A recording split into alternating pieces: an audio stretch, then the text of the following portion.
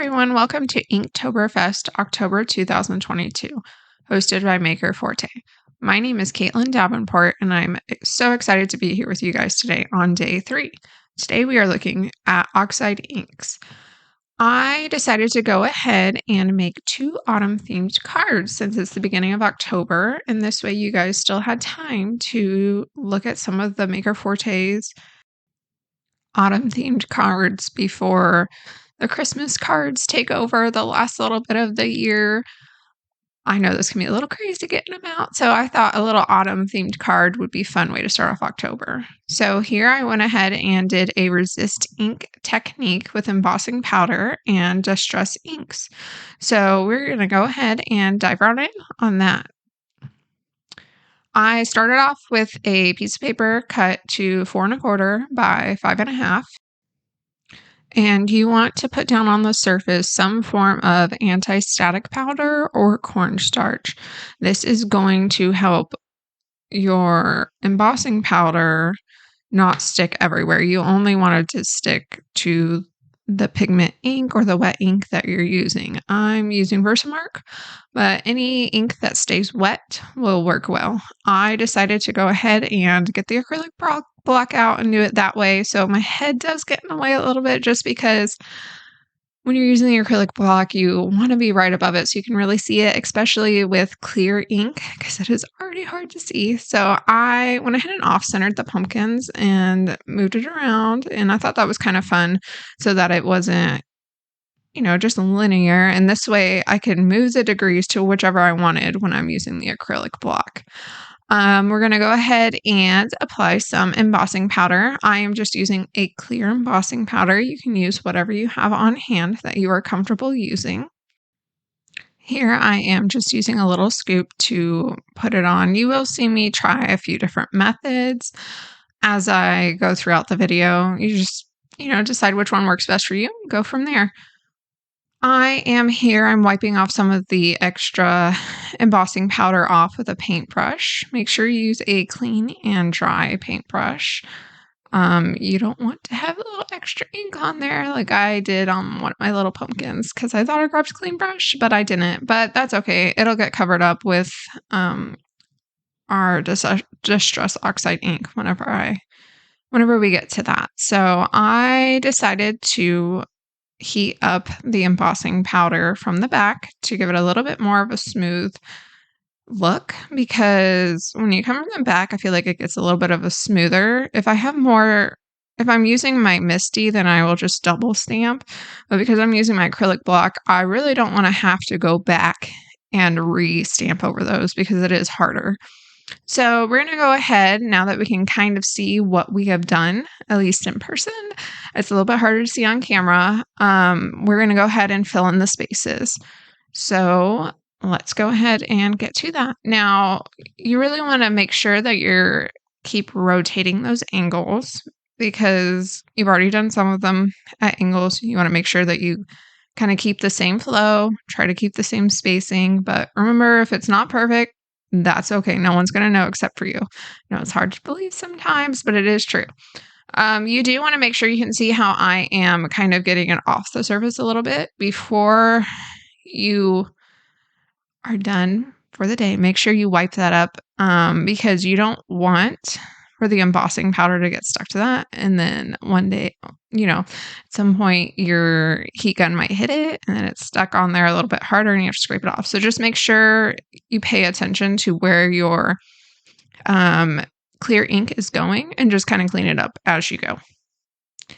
I am just getting the last little bit of embossing powder on there, flicking off the extra, and then we are going to bring the heat gun to it. I didn't feel the need to repeat it on camera, so we are just going ahead and diving in with our Distress Oxide inks. I am using Festive Berries first. I'm using a piece of paper to kind of protect my fingers the best I can. I am a messy crafter. It's just how I operate, but this kind of helps a little bit. This is Crackling Campfire. I wanted to do my cards with like the falling leaves colors. When you look at a tree in the autumn, if you live somewhere colder, Those are kind of the colors that I feel like you would see. Here I'm using antique linen, and I am using foam blenders. I do feel like when I'm doing a background, that foam works better than bristle brushes, but you use what you are most comfortable. If you like bristle brushes better, that's totally fine. Just keep in mind that any pigment ink or the oxide will stay wet longer on your brushes. So, if you're using dye ink with those same brushes, you're going to want to make sure that you wash them before you take them back to the dye ink if you use them on the oxide today. So I am just going back in and kind to blend it up a little bit with these Oxide Antique Linen ink. I felt like this lighter color kind of just brought it all together. I felt like, we have a little bit of a yellow scheme sometimes in autumn, but I didn't want anything too bright, so I felt like the linen was perfect for that. Off screen, I went ahead and die cut a circular accent piece I will use in the middle. Anything that kind of resembles a circle or has a little bit extra flair that you're wanting to use, just go ahead and use that. I did go ahead and die cut 3. Here I am stamping the sentiment onto my middle accent piece. You will see that I don't keep it white and then I actually restamp it, but I think it's always helpful to kind of see it. So I left it in there as, if you want to keep it white, there it is. And that's what it would look like. I just felt like afterwards that, I needed something with color to tie it in. So let's go ahead and take a look at that. I did use a dye-based ink, and so I hoped because it wasn't a truly wet ink that I could just apply the color on top. That would be fine, but it wasn't. It smeared everywhere. So instead, I went ahead and just got a new one out, inked it up with some of the freshly squeezed lemonade color, and I went ahead. I didn't want to throw away the one that got smeared, so I used them as a background. I did want to, because I have the little circles on each of them, and you might not line it up perfectly. It might be a tiny, tiny bit off, and I didn't want the white poking through, so I went ahead and inked up all 3 layers. I didn't necessarily worry about the middle because no one's going to see it because it's going to be glued down. I did go ahead and ink up the full one for the one that didn't have any ink on it, just in case I messed up the other one when I was stamping, then I didn't have to get the ink back out to do the middle. So, it's always okay to have an extra just in case because, we're human, we're crafters. We don't always get everything correct on the first try, and that's okay. That's part of the process. Now I'm going to go ahead and get my Misty back out to stamp the sentiment on the yellow. Now, you can use an acrylic block here if you are more comfortable with that. It's just whatever your comfort is. For me, when it comes to things like that, I prefer the Misty because I can stamp it on a piece of laminate or a laminate grid sheet, and it will show me if I need to reposition, because sometimes I do. You won't see me do that here because, like I said, I already had it positioned up from when I did it on the white. And here it is up close. I really, really love this font, and I feel like it pops on the yellow. Okay, so I wanted there to be dimension. I didn't want our sentiment to just fall into the background. So, like I said at the beginning, I die cut 3. And this allows for the sentiment to kind of be elevated off. I like to do 3 pieces of paper rather than foam tape personally because I feel like foam tape's not the best for the environment. So I just prefer to do it that way. It also upholds better in the mail. So, that's just the way I go. I personally use liquid adhesive the majority of the time. I'm not a perfect crafter, very transparent about that. Liquid glue allows me to not be a perfect crafter, and I love that. So, it gives me a little bit of wiggle room, and that makes me happier crafting. So, if you haven't given liquid glue a try, I definitely recommend it. Get a fine point tip one. It definitely makes a huge difference. I know that oftentimes we think about like Elmer's glue as liquid glue, and it's really not the same if you get a crafting grade liquid glue. So I highly recommend looking into that if you haven't already. And here I am adhering the card to the card base and pressing it down. And now we are going to go ahead and glue our focal centerpiece onto it. And then that's it. And we've made a distressed oxide resist ink card. And, don't forget that the embossing for the resist also gives your card more dimension there. So, it's all in the little details. And it's honestly not that hard when you're using distress oxides because they blend so beautifully. Okay, now we are going to move on to this pumpkin latte kind of, fiery, fierce card. And I love it. I love it. So I really, really like distress oxides because they are so versatile. So versatile. I love them because you can use them to paint. And I actually at first did an elephant themed card that I'll put up on my personal YouTube channel. I went ahead and used some other products and it didn't go with the autumn theme. So I was like, okay, rewind. Let's do another card and let's see how we can do it. So I went ahead here and I knew I wanted to do watercolor. So I kind of gauged it up and I was like, okay, you know what? We'll go with the pumpkin latte one. We'll try that out. But I really wanted to keep the same fall colors. I'm using, the only difference is besides the antique linen, I'm using the squeezed lemonade color because I wanted to keep it bright because, I think of, coffee shops and, the cheer people get when there's pumpkin lattes out finally and all that other stuff. I personally don't drink any kind of hot beverage and I really only drink water, kind of plain that way. But, I see people get so excited about it and I kind of just, I think it's so much fun. I love when the seasons change. It's just something I really enjoy, especially the decor and things like that. So I wanted that feeling to come across in the card and I felt like these colors were going to give it to us. One of the things I miss about living in Washington State is the colors changing on the trees. We live in Southeast Georgia. Let me tell you, we barely get a fall. We barely get a winter. I don't even know if we could say we have a winter, honestly.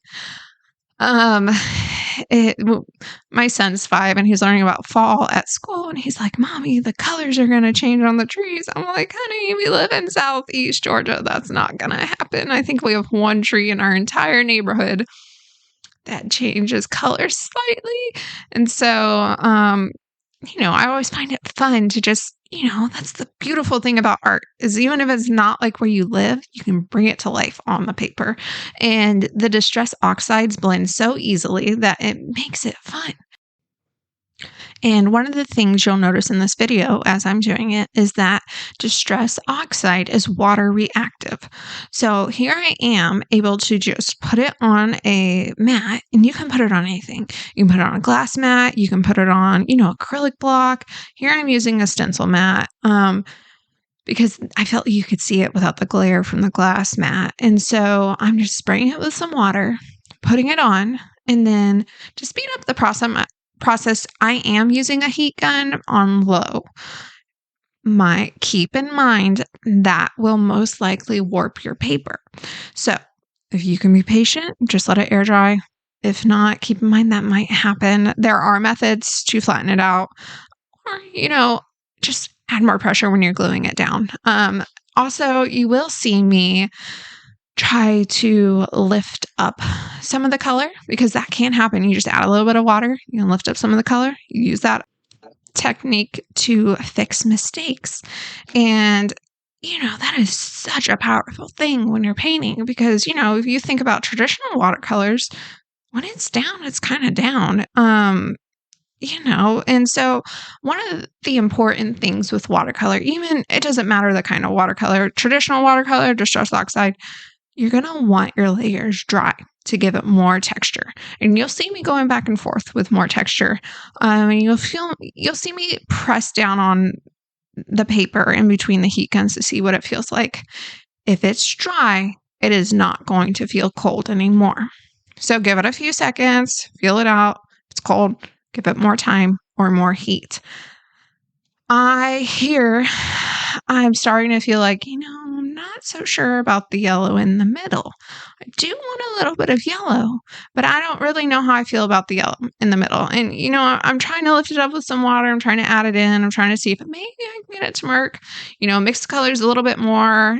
Right there with the paper towel, I'm trying to lift up some color, add just water, try to lift it up. You can see it is getting a little bit lighter, but I decided that placement of the yellow just wasn't working for me. And you know, don't be afraid to change your design as you are going. That is powerful to be able to do as a card maker, an artist, a hobbyist, whatever you want to call yourself. So I'm just going back through it, kind of mixing my colors a little bit and blending it in. And you know what? It kind of allows the yellow to poke through. And when you look at a tree, when the leaves are falling, a lot of times the yellow is slightly poking through. And so I thought that was really cool. And, when I think of pumpkin lattes, I think more of the red and the orange anyway. So it kind of worked out nicely. Now, to give it a little bit more texture, you will see, just dabbing it in certain places here and there. And it gives it more life. And that's something to remember. Dimension comes from layers in watercolor, and it can take time, but it's going to be worth it. I would not have been able to achieve this look of all the different colors just kind of evolving together without taking the time in between. Okay, now I'm kind of priming the stamp up a little bit, putting on some clear ink, wiping it off with my hand. Don't forget your anti-static powder or your cornstarch before you put it down. Putting it down with my Misty, and then we are going to add some gold embossing powder. And I think that goes perfectly with it, because I wanted to cue in that yellow, but I also feel like gold is really seen when you look around for decor for Thanksgiving, autumn, and I just kind of love gold in general when it comes to crafting. I tend to go for gold more than I do silver personally. And so here, you want to make sure you dab off the excess with a paintbrush. Make sure it's dry and clean. That is really, really important, that it's dry and that it's clean. Okay. So now I am going to go ahead and heat set it. The watercolor paper was a little too thick to do it from the back. So I went ahead and switched to the front, and it went a lot quicker. So because I am going to double stamp it, I should have probably just started with it on the front anyway. So don't forget to use the anti-static powder the second time through. I'm notorious for forgetting that. I did remember here. Makes your life so much easier if you just remember the cornstarch or the anti-static powder. I promise you. So we are going to add our second layer of gold embossing powder, and we will see the final product soon. Make sure to tap off the excess and then do the paintbrush. It prevents, clumping. Even where you have the ink, it just kind of gives more of a smooth coverage, along with doing more than one layer of embossing powder. Okay, so we're going to hit it up with the heat gun real quick. Make sure when you're using your heat gun that you preheat it. That is something that is really important. Just put it off to the side and let it warm up for about a minute. It will help it go faster and kind of help prevent your paper from warping. Now, I wasn't sure which way to go for cutting this out. I didn't know if a die cut was better. I didn't know with cutting it with, the guillotine is better because it was warped. In hindsight, I probably should have just got my laminator out and flattened it out with that technique. But I didn't. And, that's okay. I think it turned out, it just took more effort to glue it down. And that's okay, especially if you're, short on time. Just keep in mind that you're going to have to put weight on it to keep it glued down. We'll talk about that more later, though. Here, I tried a gold shimmer paper to see if that would work. It's not even really gold. It's more of a beige, but I didn't like it. So I was like, what can I do to tie this in? Okay, it's too plain by itself. Don't like it, and it's too warped, and I don't want a white background. Okay. Okay, let's try some embossing powder. So we are going to use the same embossing powder that we used for the coffee cup. So you are going to just direct ink to paper on with whatever wet ink you're using. Again, I'm using Versamark, but you can use any pigment type ink. And you are going to just lather that up with embossing powder. Now, because it is a large area, make sure you preheat. And here I'm, moving around, kind of learning that, if I kind of go back and forth a little bit, that kind of preheats the area too. And then I can go back and add more heat to it. And it just goes so quick. It's so cool. And it's going to match exactly what we're doing. And I love that.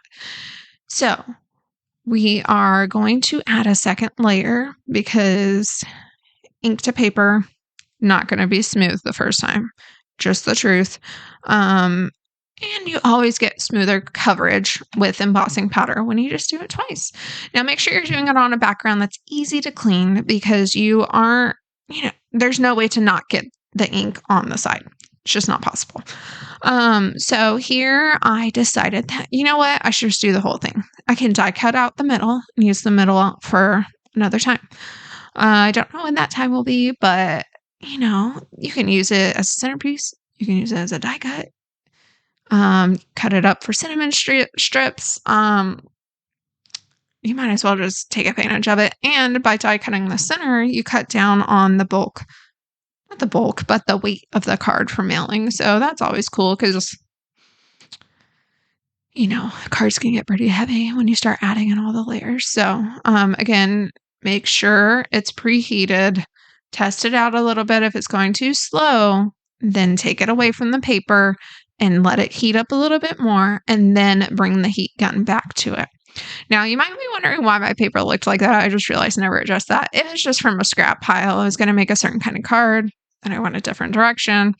Worked out really well having that. If you don't have a little lip to your paper, I suggest using reverse tweezers because you don't want to burn your fingers. So keep that in mind. You are using a heat gun. It is hot. It will leave your paper a little bit hot at first. It cools off the paper cools off quickly. The heat gun will stay hot for a bit. So be careful, especially if you have little ones. Don't just leave it leaving around just like you want it with an iron. Okay, so I die cut out the middle, and we are going to go ahead and glue it down to the card base. I am using liquid glue again. Here you will see why I like liquid glue so much. I realized that because it was folded over a little bit, it was just slightly off, just slightly, but enough to bother me. So we are going to just peel it up a little bit and stick it into the trimmer because guess what? It's liquid glue and we can do that. And that's why I love liquid glue. So we are going to glue the vocal piece of our watercolor that we've done onto the card, and then we have it. And I love this card so much. Like, look at the shine. It is so beautiful. So I am so thankful for y'all joining me today, and I hope that you guys took away something fun and knowledgeable from today's cards. If you want to see the third card I talked about, I will have that up on my YouTube with Cards with Caitlin. But don't forget to tune in for the rest of the month for the INKtoberfest. There will be a different technique every single day. So thank you so much, Maker Forte, for hosting INKtoberfest and for allowing me to be a guest instructor today. Thank you so much for y'all's time, and I hope y'all have a blessed day. Bye.